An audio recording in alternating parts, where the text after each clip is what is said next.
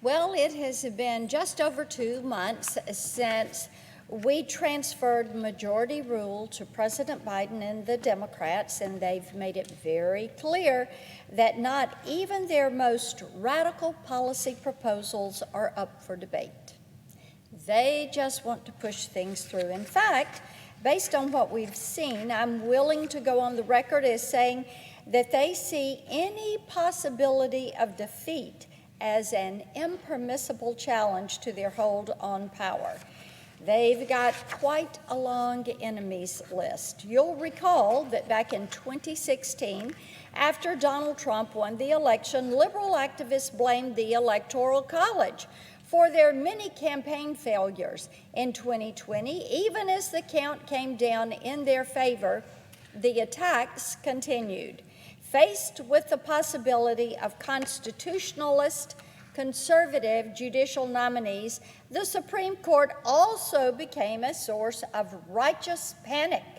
In the wake of the 2020 election, activists were quick to demand that their new majority break the structure of the court and transform it into a rubber stamp for radical policies that don't stand a chance of surviving this chamber under regular order.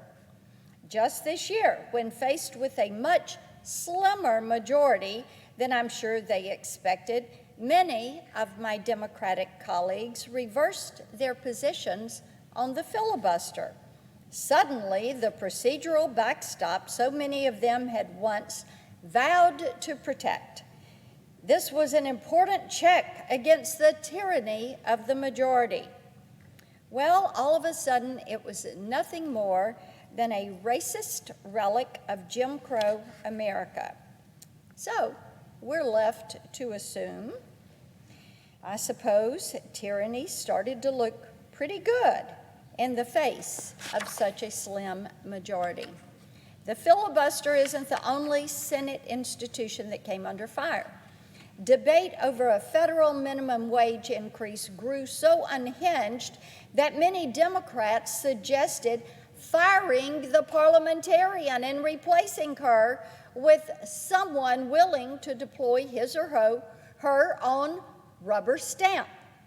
Just this week, news broke that the Senate Democrats are now toying with the idea of firing the director of the Congressional Budget Office.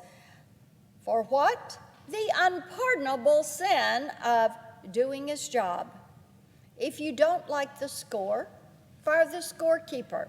If you don't like the standard, wipe it off the books. If you don't like the institution, just burn it to the ground.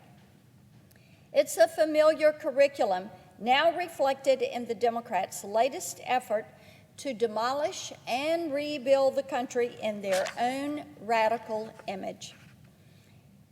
They call it For the People Act. But the basic premise of S1 is that in order to secure our elections, we have no choice but to take electoral power away from the people and put it in the hands of politicians and bureaucrats. It's a top-down approach that, if implemented, would centralize control over elections in direct contravention to the Constitution, destroy barriers to voter fraud, and enable radical activists to harass and intimidate their political opponents. It's the sort of power grab you'd expect a cartoon villain to conduct, but here we are debating this in the U.S. Senate. When you dive into the specifics, it really gets worse. Here are some things it would do. The bill would indeed ban voter ID requirements and force states to allow ballot harvesting schemes. The Federal Election Commission, which for the moment is a balanced bipartisan agency, would morph into a partisan prosecutorial body ready to be weaponized against the political minority. Instead of living or dying by the support of loyal donors under this new scheme, Political campaigns would receive public money payouts, which they could then use to promote whatever message they pleased, no matter how objectionable it might be to the taxpayers who would be funding those campaigns. And speaking of those donors, if you've ever wondered who was behind a particular campaign, this bill has you covered. It includes new restrictions on political speech in the form of a donor disclosure mandate. Say goodbye to anonymous political activity in the tradition of the Federalist Papers and the Civil Rights Movement. This is cancel culture on steroids, and if the Democrats have their way, this is what is coming to a precinct near you. Of course, centralization of power on this scale will require a laundry list of regulations, and on that front, S1 does not disappoint. The requirements shoveled onto local and state officials are so burdensome and impractical that I refuse to believe anyone involved in their drafting has ever staffed a polling place. Certainly, they have never served as a volunteer on a county election commission. That is something I had the honor of doing a couple of decades ago. If they get their way, the same automatic registration procedures that failed voters in California and in Illinois are coming to a county elections office in your neighborhood. Felons would regain their right to vote in federal elections, but no one seems willing to explain how they expect state officials to prevent them from voting in down-ballot races. Election officials will have the pleasure of purchasing new paper-backed voting machines just as soon as those machines come into existence. That's right, this bill mandates the use of technology that hasn't hit the marketplace. Speaking of theoretical technology, for some reason, the drafters of this bill also thought it would be a good idea to force states to invent new technology to support automated voter registration by phone. Elections are not easy events to stand up.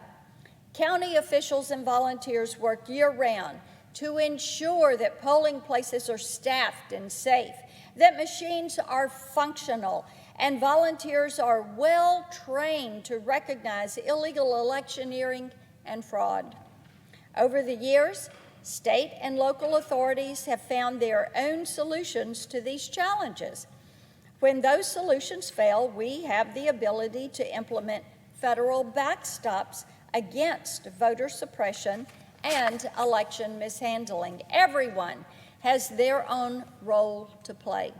These roles are outlined in the Constitution for a reason, because the founders knew that any detached federal bureaucracy would lack the competence to solve the unique logistical challenges my Democratic colleagues are trying to use as proof that Congress must step in to burn down yet another institution of our democracy. That is the constitutional imperative to the states to set the time, the place, and manner of elections.